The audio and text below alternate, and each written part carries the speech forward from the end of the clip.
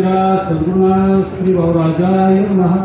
राजाधिराज सद्गुरुनाथ श्री कारसिद्धेश्वराय नमः। ओम नमो ज्ञात्या वेद प्रतिपाद्य जय जय स्वसंवेद्य आत्मरूपा जयांचे केलिया स्मरण सकल विद्येचे अधिकरण तेची बंधू श्रीचरण श्रीगुरूंचे ते नमस्कार ज्ञाता।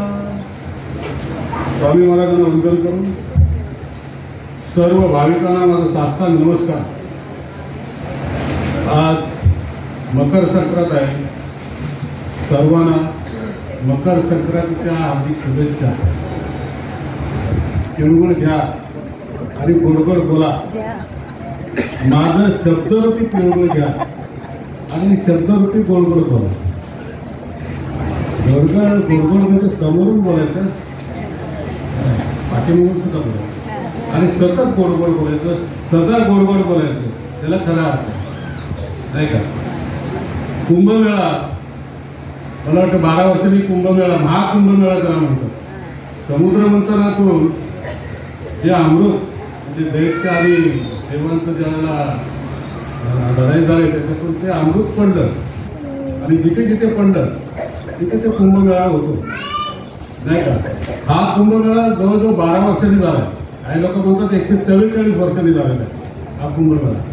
आणि आपण बघतो टीव्हीवरती नाही का, फार गर्दी आहे, जगातली माणसं आलेली आहे, आपल्या भारतातली आपण पण जगातली माणसं आलेली आहेत कुंभमेळा बघण्यासाठी किंवा तिथे स्नान करण्यासाठी।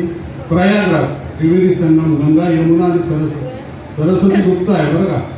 आणि अशा ठिकाणी स्नान केल्यानंतर मोक्ष प्राप्त होतं असं म्हणतात, मोक्ष प्राप्त होतो असं म्हणतात।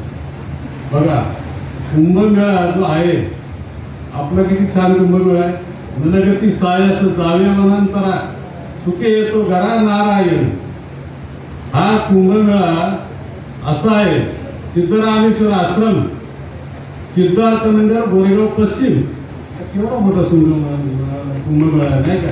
आनंदाचा सोहळा आहे, आनंद आहे तिथे, नुसता आनंद नाही हो, आनंदाचा डोळा आहे, आनंदाच्या डोळी आनंद तरंग, आनंदाची अंग आनंदी। काही झाले काहीची या बाई, पुढे चाली नाही आवडी, गर्भाशी आवडे मातेचा डोहाळा, तेथीचा बिंब, तेथीचे बिंब, तेथीचा सुखाचा तेथीचे बिंब। तुका म्हणे ओतलाशी ठसा, अनुभव सरीचा मुका। काय सांगितलं तुकाराम महाराजांनी, छान सांगितलं बघा। आनंदाच्या डोहामध्ये दुसरं काय असणार, आनंदच असणार। पाण्याच्या डोहामध्ये पाणी असणार, तसं आनंदाच्या डोहामध्ये आनंदच असतो, दुसरं काही एक नसणार नाही का। काय झाले बाई पुढे म्हणजे काय, मी काय सांगू झाले काहीची या बाई, काय सांगू आता। माझ्या सगळ्या ज्या आवडी ज्या इच्छा त्या सगळ्या नाहीशा झाल्या। गर्भाशी आवडे मातेचा डोहा, म्हणजे जे गर्भात बाळ असतं त्याची आवडीनुसार मातेला डोळा नाही का। आणि तुकाराम महाराज शेवटच्या चरणामध्ये असं म्हणतात की माझे जे आतमध्ये आहे ना तेच बाहेर आलं। ओतलाशी ठसा, मुका वाटे ओतलाशी ठसा, तेच बाहेर। किती छान बोललेत मला तुकाराम महाराज, किती छान बोलला आहे। आजचा समाज आहे की कालचा समाज जो होता माया बनवली होती, आणि आजचा समाज आहे द्वैत कल्पना निरसन नाही का। द्वैत म्हणजे दोन, अद्वैत म्हणजे एक। महाराज नेहमी सांगायचे आपल्याला की तू आणि मी दोन नाहीच, एकच, असं नेहमी सांगायचे महाराज नाही का। ज्ञानेश्वर महाराजांनी बघा काही सुंदर सांगितलं, तू मन हे मीच करी, माझ्या भजनी प्रेम धरी, सर्वत्र नमस्कारी जे मते एका, मते एका, सर्वत्र नमस्कारी जे मते एका। मन आहे मन फार मोठं विलक्षण। काल पण मनावरती बोललो आणि आज पण थोडंसं मनावरती, कारण समजत असतं की हे जे मन आहे ना फार विलक्षण। 4 वेद, 6 शास्त्र, 18 पुराण सांगून दमले, पण मनामागे लागणारा माणूस अजून थांबला नाही। मन आपल्या मागे आहे का आपण मनाच्या मागे आहोत, की मन म्हणजे मीच आहे हेच कळेनसं झाले, बरोबर ना? हेच कळेनसं झाले. म्हणून समर्थाने किती मनाचे श्लोक 205 रचले मनाचे श्लोक. काय म्हणतात एका श्लोकामध्ये, मना सज्जना भक्ती पंथेची जावे, तरी श्री हरी पावी देतो स्वभाव, जरी निंदते सर्व सोडून द्यावे, जरी म्हणते सर्व भावे करावे. काय छान सांगितलं बघा. मनाला काय म्हटलं? सज्जन म्हटलं. मनाला गाडीमध्ये लावावी लागते नाही का? आता मन भरकटतं. मनाला सज्जन म्हटलं की मना तू सज्जन आहेस रे, तू भक्ताच्या पंथाने जा, भक्तीच्या पंथाने जा. मग काय होईल? त्या श्रीहरीची प्राप्ती होईल. श्री पावी देतो श्रीहरी स्वभाव. की त्या श्रीहरीचं जनामध्ये काय निंदा आहे, काय वंद आहे? निंदा आहे ते सोडून देऊ, वंद आहे ते सर्व भावे करावे. मग मनासाठी काय करावं लागेल? मनाला गोडी लावावी. मनाला गोडी कशी लावायची? तर गोविंदाच्या नामाची गोडी लावावी. तुकारामांचा एक अभंग आहे, गोविंद गोविंद मना लागली या छंद, मग गोविंद ते काया भेद नाही देवताया, आनंदले मन प्रेम पाजरती लोचन, तुका म्हणे आळी जेवी नुरची वेगळी. काय सांगितलं सुंदर?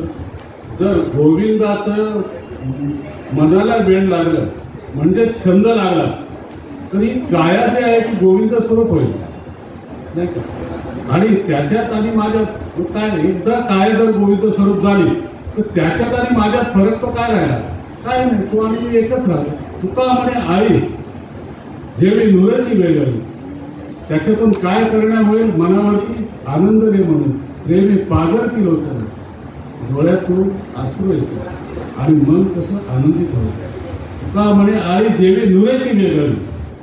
आई म्हणजे ती कुंभारी माशी असते, माहिती आहे का तुम्हाला? कुंभारी माशी तिथे आळी घालते. आळी घातल्यानंतर छोटी आळी असते आणि त्या आळीला चोच मारते. चोच मारल्यानंतर तिला वेदना होतात त्या आळी, आणि वेदना झाल्याच्यानंतर पुन्हा जाते आणि पुन्हा टोच मारते. पण त्याची तिला सवय लागते, त्या आईला सवय लागते. कधी माझी आई येईल मला टोच मारेल, कधी माझी आई येईल मला टोच मारेल, ती सवयच लागते ते लागते. मग एक दिवस काय होतं की आळी आणि आळी तिच्यासारखी उडूनदार, म्हणजे ती आणि आळीमध्ये काहीच फरक नाही. तुकाराम महाराजांना नेमकं सांगायचं. एक महाराजांची गोष्ट आठवली म्हणून सांगते. मीराबाई, संत मीराबाई, आणि मला वाटतं एक 5,000 वर्षात भगवान श्रीकृष्णाच्या नंतर 5,000-4,000 वर्षाच्या नंतर जन्माला आलेली मीराबाई भयंकर केली. काय सांगते मीराबाईंचे? पायी महिने राम रतन धन पाळे, धन पाळे, खर्च न कुठे चोर न लोटे, बडत बडत बडाई, पायुगी महिने राम रतन धन पाळे. धन कुठलं? राम, राम हेच धन आहे. तुकाराम महाराजांचं एक अभंग आहे, आम्हा घरी धन शब्दाचीच रत्ने, शब्दाचीच शस्त्रे, आम्हा घरी धन शब्दाचीच रत्ने, शब्दाचीच शस्त्रे पूजा करू.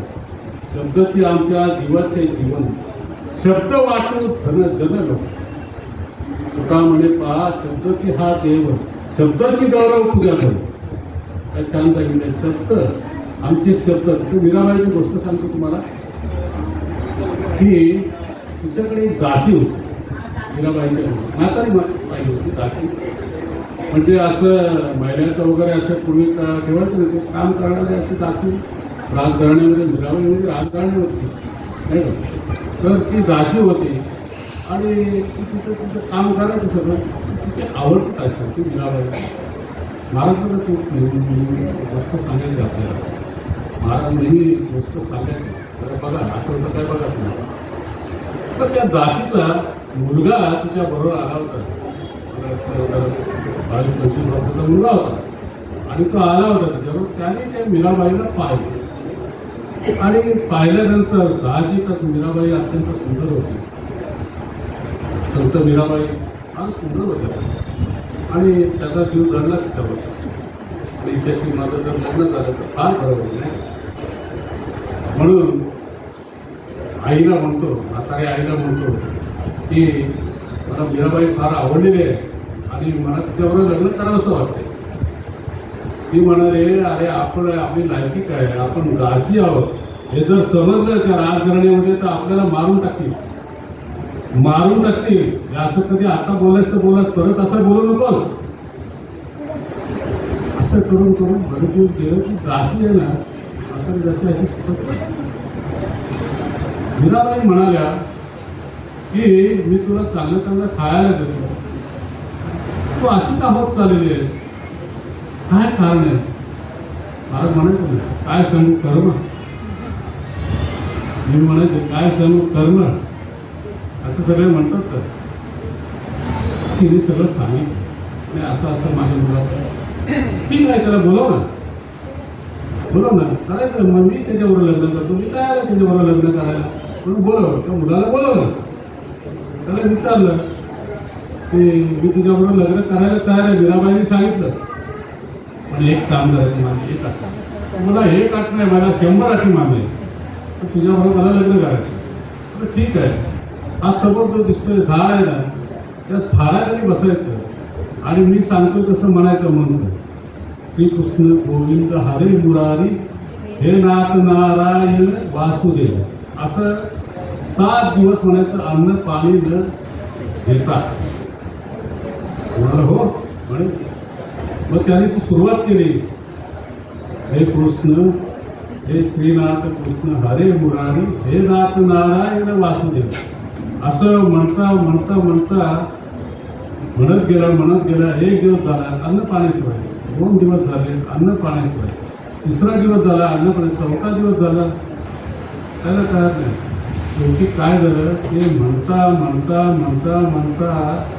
त्याची कायच पाळत, नामस्मरणामुळे कायच पाळते. नामसंकीर्तन साधन पैसे जळतील पापे जन्मांतरी म्हटले तुकाराम महाराज. खरं आहे.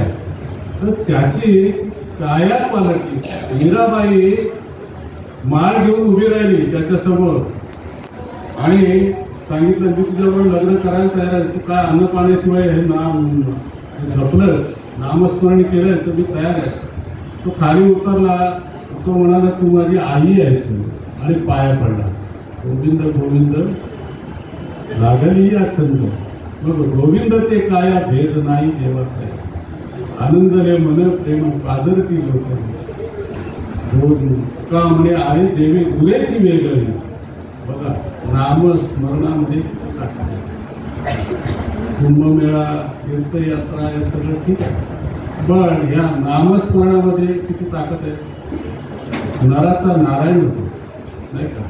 कितीही माणूस अनिष्ट विचाराचा असला तर नामस्मरण केल्याने त्याचे इष्ट विचार होतात, चांगले विचार होतात. चांगले विचार असणं, चांगल्या विचारांची जोपासना हीच ईश्वराची उपासना. महाराजांनी आपल्याला सांगितलेलं आहे. आज पालखी सोहळा आहे, जास्त वेळ घेत नाही, याचं आणखी मनाविषयी सांगायचं होतं, पण पुढे बघू. पालखी सोहळा आहे आणि बरीच लांबून लोक आलेले, लवकर घरी पोचायचे. तुम्हाला वाटत असेल प्रवचनकार जास्त टाईम घेतात तिकडे, आणि खरोखरच आहे, लोक एवढे लागून येतात. खरोखर त्यांचं कौतुक करावं तेवढं थोडं आहे, कारण कोण ठाण्यावरून कोण पनवेलवरून सगळीकडून लोक येतात. आणि आपल्याला सुद्धा टायमाचा नियम पाळला पाहिजे, टाईमचं सगळं आटोपलं पाहिजे. या मार्गाचा मी पण आहे. तुम्हाला सर्वांना संक्रांतीच्या निमित्ताने सर्वांना सुख शांती समाधान आनंद ऐश्वर आरोग्य लाभो ही सद्गुरु चरणी प्रार्थना.